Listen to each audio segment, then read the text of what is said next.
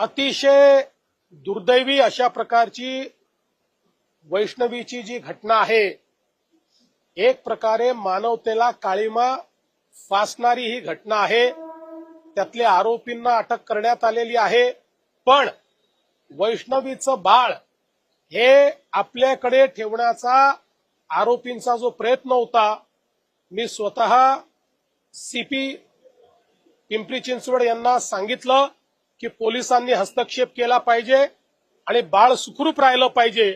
त्या दृष्टीनं पोलिसांनी हस्तक्षेप केलेला आहे आणि हे बाळ वैष्णवीची आई त्यांच्या घराला ते मिळालेलं आहे। आता ते बाळ वैष्णवीच्या वडिलांकडे म्हणजे आजोबांकडे पोहोचलेलं आहे। ज्या पद्धतीनं त्या वैष्णवीच्या वडिलांचं असं म्हणणं आहे की ज्या पद्धतीचे बळ तिच्या शरीरावर आहे ती आत्महत्या नाही तर हत्या असल्याचा आरोप देखील त्यांनी निश्चितपणे त्या पद्धतीनंच याची चौकशी केली जाईल। हे सगळे जे वळ आहेत, याच्या पाठीमागचं जे काही ऑडिओ क्लिप आहे, याच्या पाठीमागचं जे संभाषण आहे, वैष्णवीच्या माहेरच्या घरच्यांच्या जे माहिती आहे, या सगळ्या गोष्टीवर आधारित ही या ठिकाणी